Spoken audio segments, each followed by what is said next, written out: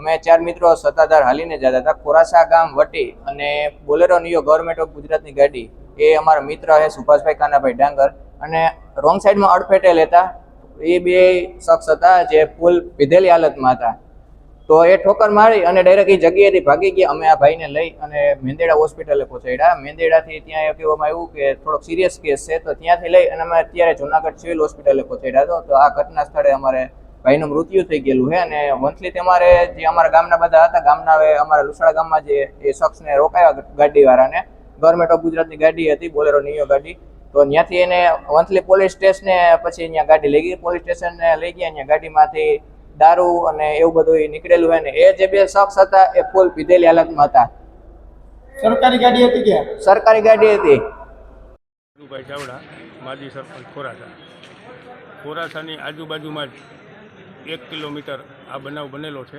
3 યુવાનો પગપાળાએ સત્તાધાર યાત્રાએ જતા હતા. તેમાં સામેથી મેંદરડા બાજુથી સરકારી ગાડી આવી. એમાં એક ડ્રાઈવર અને પાછળ એક એના અધિકારી બેઠેલ હતા. અમારી માહિતી મુજબ એ લોકો પાણી પુરવઠામાં નોકરી કરે છે. એ લોકોએ ચાલતા આ 3 યુવાનોને ઠોક્કર મારી. એમાંથી 3ને મેંદરડા હોસ્પિટલે લઈ ગયા અને ત્યાંથી વધારે સારવાર માટે જૂનાગઢ લઈ ગયા. ત્યાં એક યુવાનનું મોત થયું છે. સરકારી અધિકારીઓ આવા દારૂ પી અને બેફામ ગાડીઓ ચલાવે. બંને વ્યક્તિઓ ફૂલ દારૂ પીધેલ હતા અને એની ગાડીમાં પણ બોટલો મળી છે. પોલીસ સ્ટેશનમાં અત્યારે લુસાડા આખા ગામના યુવાનો અને કાર્યકરો હાજર છે.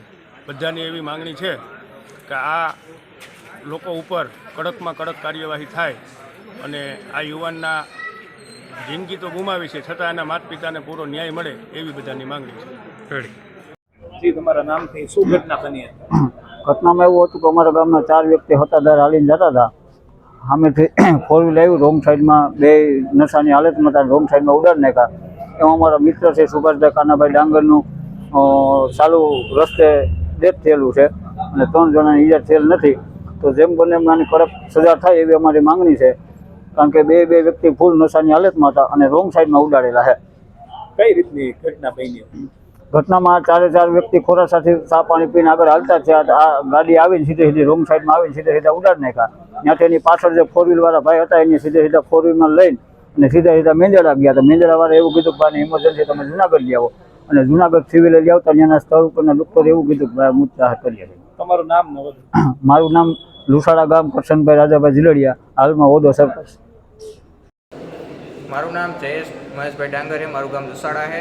અમે 4 મિત્રો સત્તાધાર હાલીને જતા હતા ખોરાસા ગામ વટી અને બોલેરો નિયો ગવર્મેન્ટ ઓફ ગુજરાતની ગાડી એ અમારા મિત્ર છે સુભાષભાઈ કાનાભાઈ ડાંગર અને રોંગ સાઈડમાં અડફેટે લેતા એ બે શખ્સ હતા જે ફૂલ પીધેલી હાલતમાં હતા.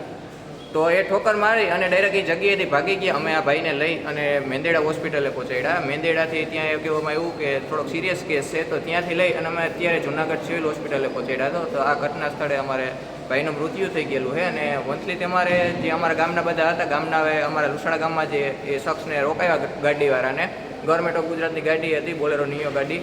તો ત્યાંથી એને વંથલી પોલીસ સ્ટેશને પછી અહીંયા ગાડી લઈ ગઈ. પોલીસ સ્ટેશને લઈ ગયા. અહીંયા ગાડીમાંથી દારૂ અને એવું બધું નીકળેલું છે ને એ જે બે શખ્સ હતા એ ફૂલ પીધેલી હાલતમાં હતા.